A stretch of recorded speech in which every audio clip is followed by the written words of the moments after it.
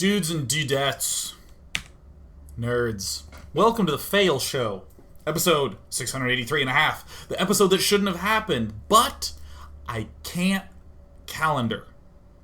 So I accidentally the whole surprise event. What we've seen thus far in the first game is this sexy style that looks heavily focused on roaches and lings counterattacking to buy time and to stay alive. Wow, we get our Swarmhosts up. Wow, we get the Broodlords up. And Game 1 did a good job of showing this happen in an extended, unfolding, slowly fashion. Here we see it going at warp speed. But it's the same concept.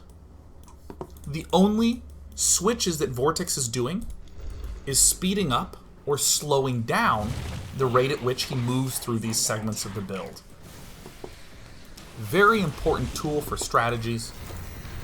You might be a Protoss player. Actually, let me do a couple versions of this. You might be a Protoss player who wants to use a Sentry, Stalker, Immortal mixture to deal with roaches, to stay alive in the early game, maybe apply a little bit of pressure, until you can wind up getting a bunch of Colossus for a big push. So, if that is your basic game plan, you might be going Sentry, Stalker, Immortal for a really long time versus a very aggressive player. But if you're against a guy who's turtling up, you might get one Immortal and say, alright, we're speeding straight to Colossus. Again, the idea is that you have one build and you're zipping through it and slowing down at portions and zipping through again. So that way, we can have one thought in our head. Instead of being like, oh my god, there's so many decisions. Oh god, it's just like 1,000 different things. We can connect this game very cleanly to the game that we just saw previously. Simply by this notion of dilating time. See some cool, swanky stuff coming out of the force field usagement.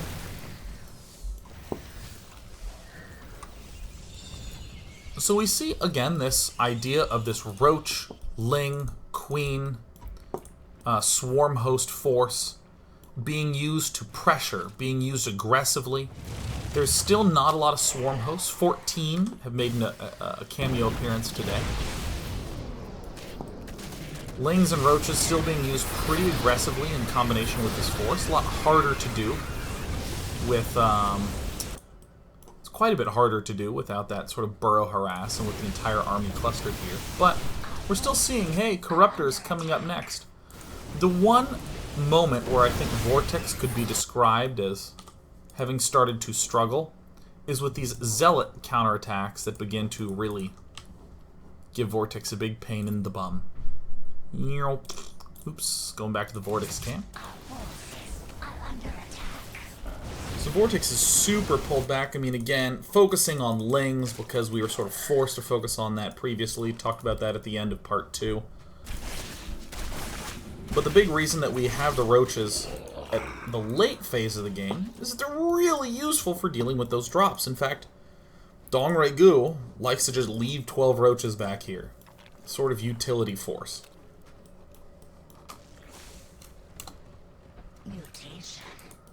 I actually think that this warp prism sneaks through like one invisible spot. Oh yeah, those ling roaches still being used to do as much counterattacking as is allowed, checking for things like this expansion being up. But alas, this roach counter warp or these zealot counter warpins start to give serious problems, as is expected. Still could be considered anyone's game. Vortix has been attacking almost as much as he humanly possibly could.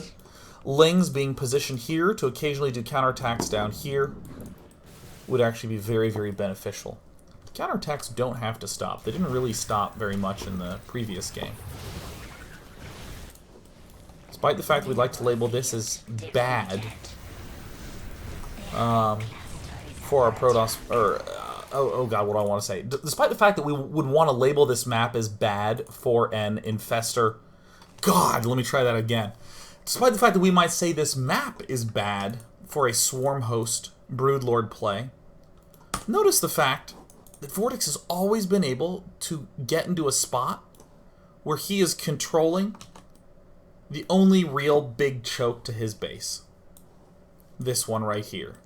If we come down here, there's this little itty-bitty choke here that just goes into a sea of manageable chokes for the Zerg. What stinks is when the Protoss player gets over here and can move up here and easily work his way up this top side. But Vortix has always been able to be in the way of that, thanks to these very aggressive forward movements.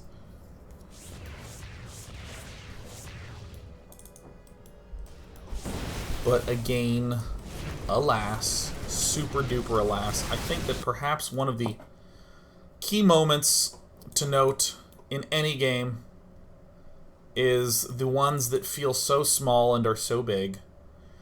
I've said many times before, Locusts and Swarmhosts are the worst defensive unit in the game, and this is a very simple example of why. These Locusts are very close to this army, but they're just a little bit out of position. And so the entire army can go around the Locusts, which is really the big key. I think that that one simple rally was the death of all things. This is when I feel that Vortix fell quite a ways behind. Obviously, his Swarmhosts are all dead, but we want to look at exactly how that happened. Back one space. It's with this one simple rally. This, right here. Locusts should be rallied at armies.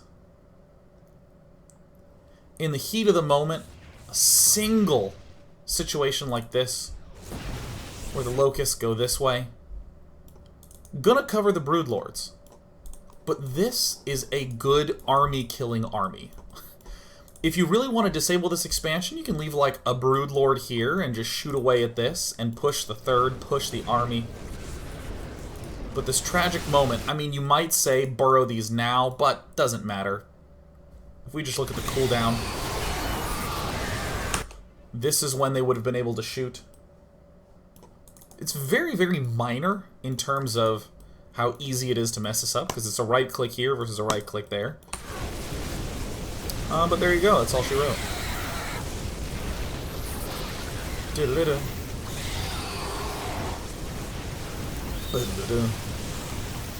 Baby Knight is just exceptional for being able to spot that and reacting instantly. Super straightforward. So, let me just give a shout out to Baby Knight for that just really brilliant play. Most of the time, what you will hear anyone say is just avoid the Swarmhosts. Attack the other expansions, do warp-ins in the main, do warp-ins at the other bases, move around, continue to build Colossus so you can hold off the incoming Locusts, and etc, etc, etc. But I mean, this is like Locust moving over, and then hopping on the main army. And because it's a Broodlord Swarmhost army, it's really slow. Very difficult to suddenly snap retreat. So let's see how Vortix elects to pull himself back together again in this position.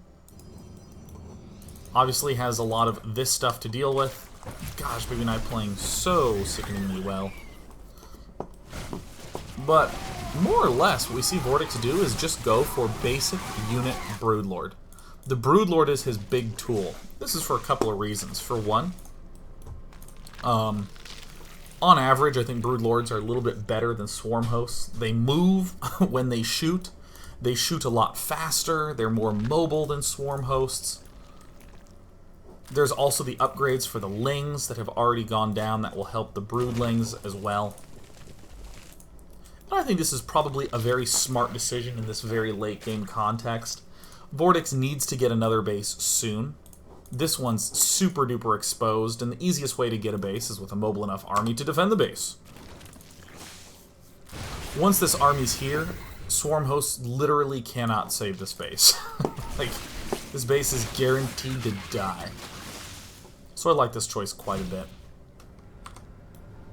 It is still indeed an immobile force, but probably the last thing I would add to this mix would be the Swarmhost, the final thing.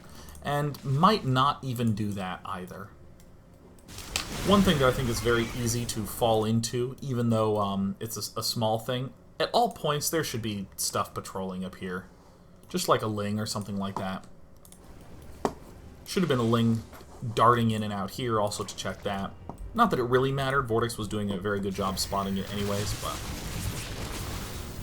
I think that this is my favorite part of seeing this setup. Vortix's big goal is queens with transfuse on Broodlords.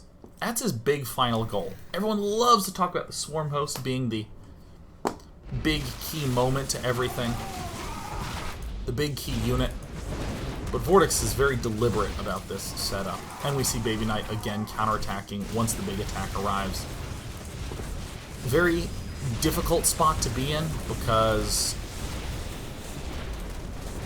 Baby Knight, again, the broodlings aren't quite in between the army.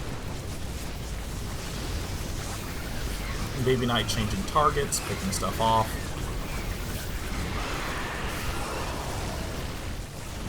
Pretty cool mix, eh? Pretty cool. And then the Tempests show up and it's just like, oh bugger. Oh bugger. And that's how Baby Knight won the game. And then Vortix is like, I don't know, Swarmhosts, I don't know. I wouldn't know what to do. I think he tries to kill this off and then just leaves. So we got the chance to see the power of this army. We've seen 2 games where Vortix set himself up absolutely gorgeously to be able to stay alive.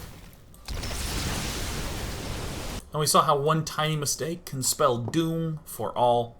The mix that Vortix has to go for at this point is that forever style.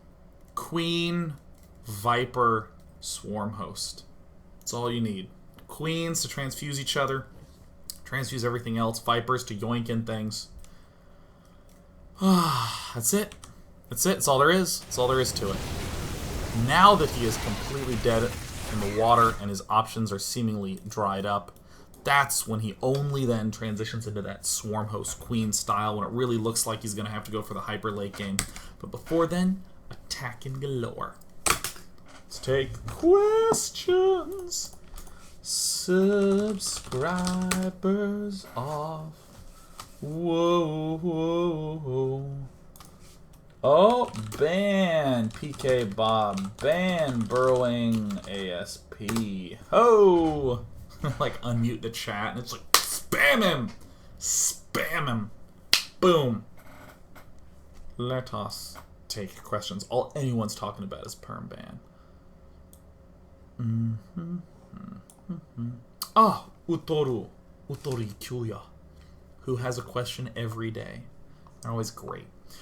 You talked about how committed Vortix was about the build. At what point in the game do you think is best to change a build, despite how much you may believe in its technique? I will say that, I mean, the fact of the matter is that's the hard part. I'm just trying to make the hard part easier by identifying these segments. Things that would cause you to do that would be some of the following.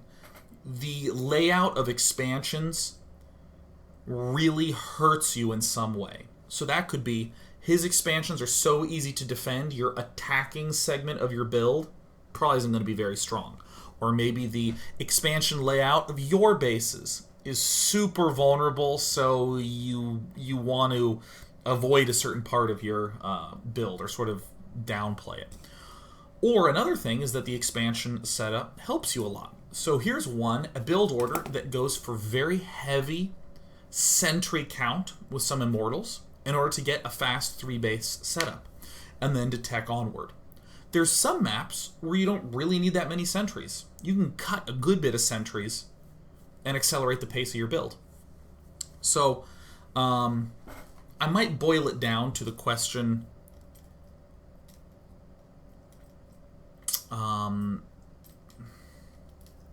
no, I think I'm just going to keep doing more examples. I mean, again, the whole idea is, do you want to stay in this for a long time to deal more damage?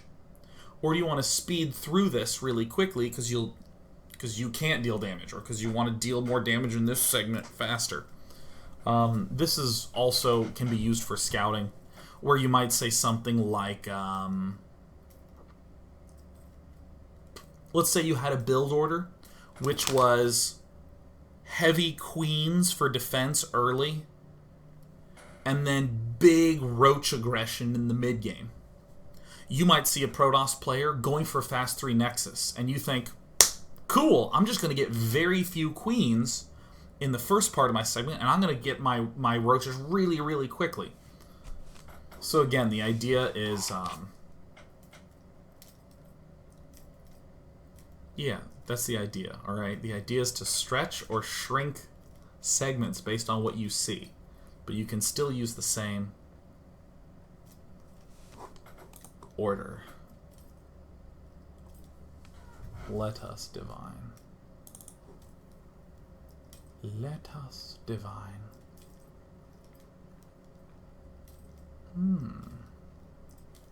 Shadow Life 16 says, Day 9, I'm still very fond of Roach Hydra. It's what I've been working on for so long. Is it worth it to switching to Swarmhosts? Starting to transition to them.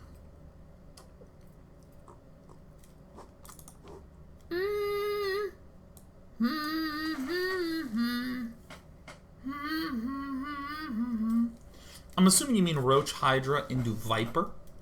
I don't think there's anything necessarily wrong with saying, no, I am a Roach Hydra Viper player. It's very good as a style. I've figured out all the ins and outs to kind of make it work, and there you go. I think what's important is to whatever style you begin with to be able to clearly articulate what goes wrong. So here's an example of Roach Hydra going wrong and how we might solve this with something that isn't Swarmhost. We might say, okay, well, I know when to get my hive quickly for faster Vipers. I know when to open Hydras and transition to Roaches. I know when to open Roaches and transition to Hydras. But I really struggle when I get to really late game and it's just a Protoss player who's turtling on 3 bases and I can't seem to do any damage. I can't seem to get in there and really kill him. I can deal damage with the Abduct, but how do I actually break in?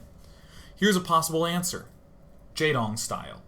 Okay, well, you go for that Roach Hydra Viper, you apply pressure, you mass expand, you get 99 drones, and then you just keep massing up money while you're picking away, damaging as much as you can, and then you can switch to 50 mutas all of a sudden.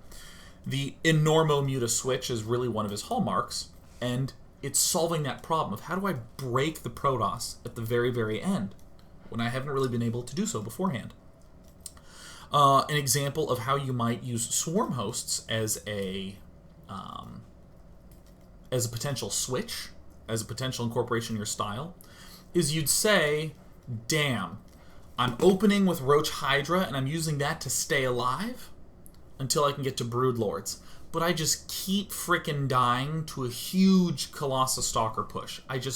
On a map like Yonsu, I just don't have enough space to get the nice surround that I want. That's a situation where you might try Swarmhosts. Swarmhosts don't work well in large spaces, as we just saw in this game. Excuse me, I got something in my throat. Or this topic makes me very emotional. Let me drink something really fast. Yeah, so you might say, on Yunsu, my Roach Hydra isn't allowing me to stay alive till late game, so maybe on just Yunsu, I'll get Swarmhosts because they function well in tight spaces. The more clearly you can articulate what is going wrong with your play, the more clearly you can analyze, is Swarmhost the right choice for me? I think an amazing example is how long people said that Zealot Archon was just straight up bad against Zerg. And then SOS crushes every Zerg player in Korea for a really long time using air into Zealot Archon. And it became a hugely popular style. And then the tune of everyone's response to it changed. And a lot of that is just because SOS said, alright, well, I'm just going to begin in this way. I'm going to kind of work along here. Those clearly articulated issues. You can almost imagine if you say, I'm going to open up for mass air, and it seems to be really good, but I don't have the gas to be able to get the Colossus and Immortals up that I need in the mid-game. What about Zealot Archon? Blah, blah, blah, blah, blah, blah, blah. Wow. Man, gruelingly long answers, man. Wow. Oh, huh. Ex-Bilbo Teabaggins. Nice name. Would you ever use Nidus Worm during early mid-game aggression with the roaches? Would it be worth it?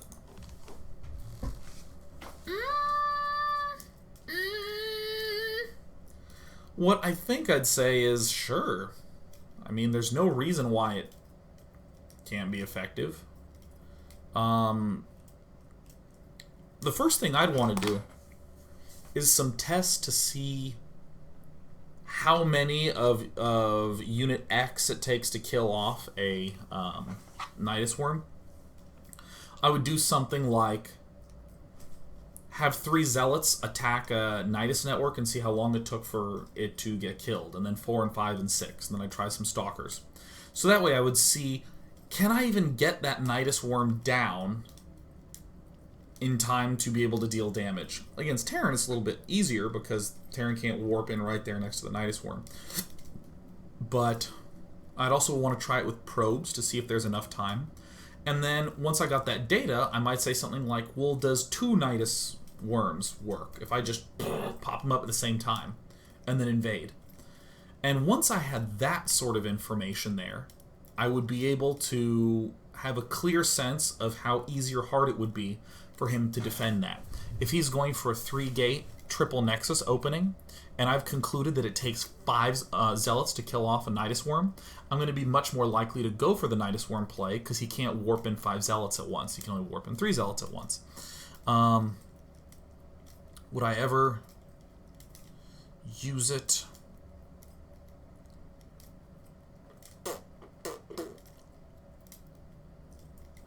Probably not with this style, because what makes the roaches really nice is that they're pretty cheap, especially cheap on the gas, allowing me to deal damage in maximally efficient ways without investing a ton of gas.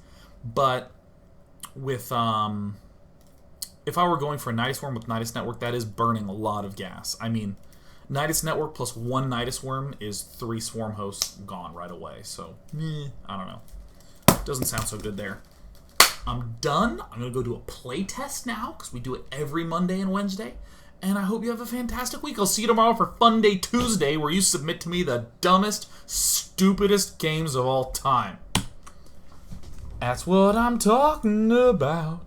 Ooh, ooh, ooh.